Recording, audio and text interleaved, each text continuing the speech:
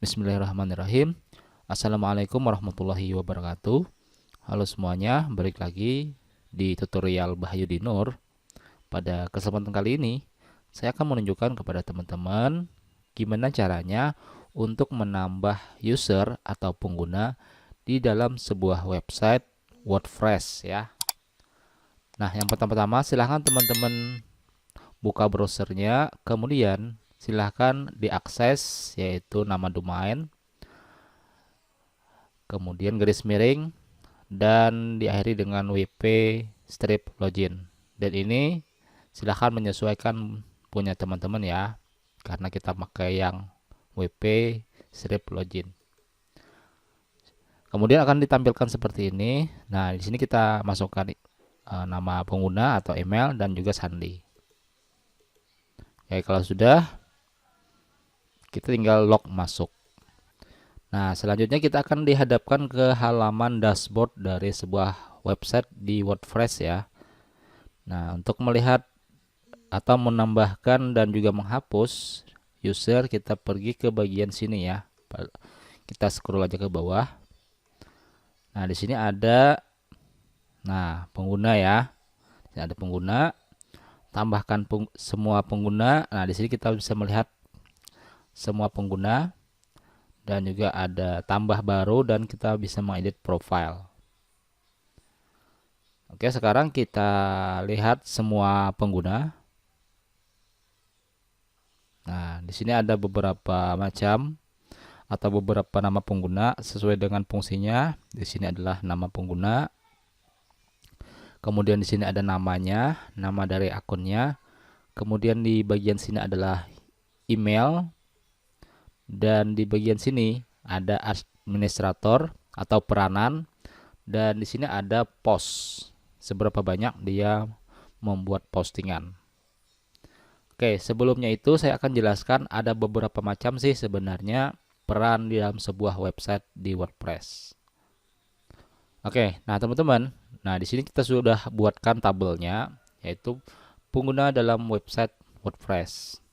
Nah, secara umum di sini ada 5 pengguna ya. Ada sebagai pelanggan atau subscriber yang fungsinya adalah si user hanya bisa melihat saja seperti komentar, artikel, dan lain-lain. Tidak bisa merubah apa-apa. Nah, namanya juga adalah subscriber. Kemudian yang kedua adalah contributor.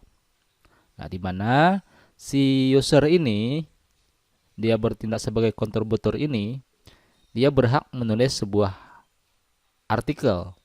Tetapi artikel yang ditulis harus menunggu persetujuan administrator untuk diterbitkan. Seperti itu ya. Jadi dia punya hak akses untuk menulis sebuah artikel. Namun dia tidak bisa secara langsung ketika artikelnya diposting langsung terkirim. Tidak bisa ya. Jadi harus menunggu dulu persetujuan dari administrator. Kemudian peran yang ketiga adalah author ya, atau penulis, di mana si user ini dia juga berhak menulis, mengedit, menghapus artikel yang dibuat olehnya. Ya, ingat, dibuat olehnya, dan tidak bisa pada artikel user lain. Jadi dia hanya bisa mengedit tulisannya atau postingan yang dia buat. Kemudian yang keempat, ada pengguna yang bertindak sebagai editor. Nah, di mana fungsi editor ini si user berhak untuk menulis, mengedit, kemudian menghapus artikel, membuat komentar, dan membuat halaman. Nah, ini sebagai editor ya. Kemudian administrator. Nah, ini adalah sebagai pengendali lah, dan ini disebut juga sebagai super user, di mana administrator ini memiliki kontrol penuh pada setiap aspek website, seperti menambah user, menghapus artikel yang dibuat oleh editor, penulis, kontributor ya. kemudian mengubah tema dan konfigurasi seluruh dashboard yang ada di dalam website. Nah, itu adalah fungsi hak penuh oleh administrator. Nah, setelah teman-teman memahami pengguna dalam website di WordPress ini, nah teman-teman sudah paham gimana caranya dan apa fungsinya. Jadi teman-teman bisa menambahkan mereka itu bertindak sebagai apa. Oke, selanjutnya saya akan jelaskan atau saya tunjukkan bagaimana cara menambah user atau pengguna baru dalam sebuah website. Nah, dalam pengguna di sini ada user atau add user. Tambahkan pengguna. Kita klik tambahkan pengguna. Nah, di sini adalah nama pengguna. Wajib ya. Nah, ini kita masukkan aja nama penggunanya. Ini bisa kita sesuaikan. Misalkan admin SMK. Seperti itu ya. Kemudian di sini kita tambahkan email ya. Email ini adalah wajib. Fungsinya adalah untuk mengirimkan alamat password dan username. Kita masukkan saja.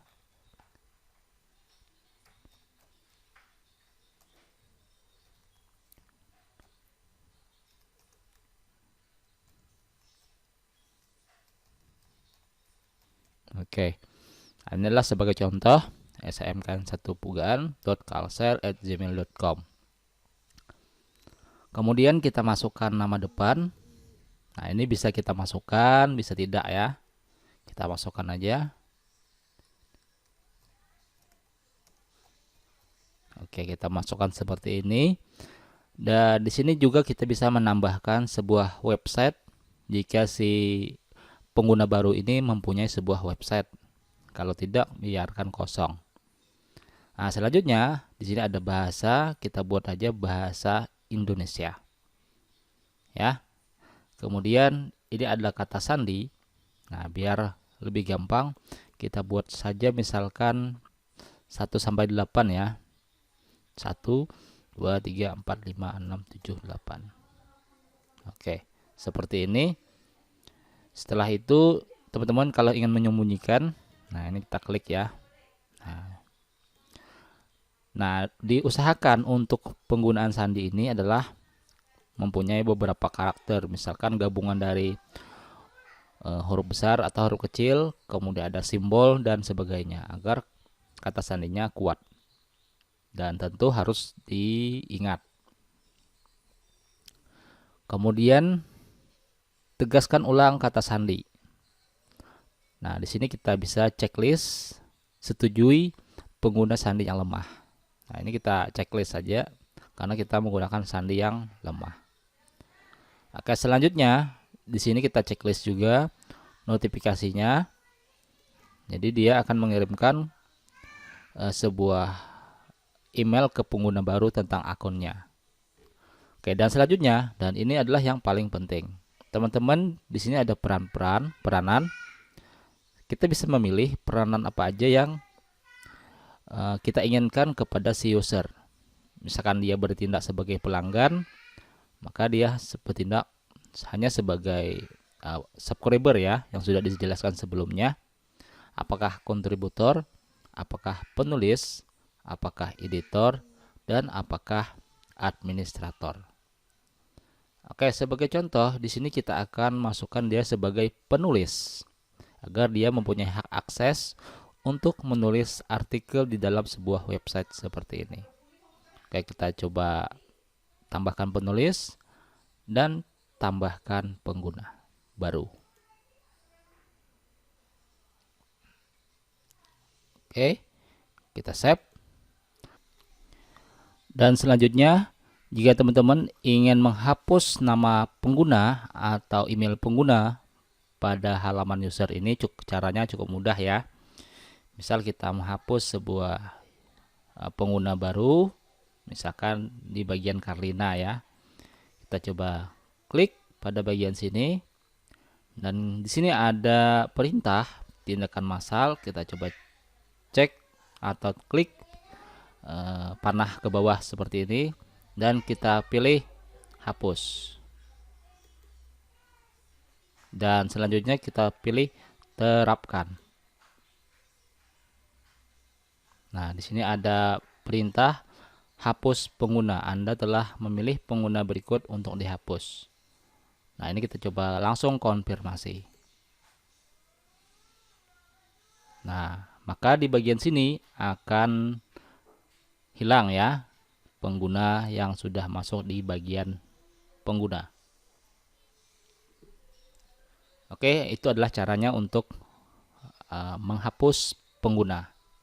Nah, sekarang kita coba cek. Nah, di sini ada pengguna baru, admin SMK, dengan namanya adalah admin SMK1 Pugaan. Alamatnya adalah ini dan dia bertindak sebagai penulis. Oke, sekarang kita coba buka. Administrator ini mengirimkan sebuah email baru ke alamat ini. Oke, kita buka.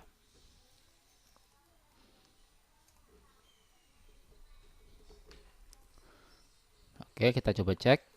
Nah, ini sudah masuk ya. Kita cek email.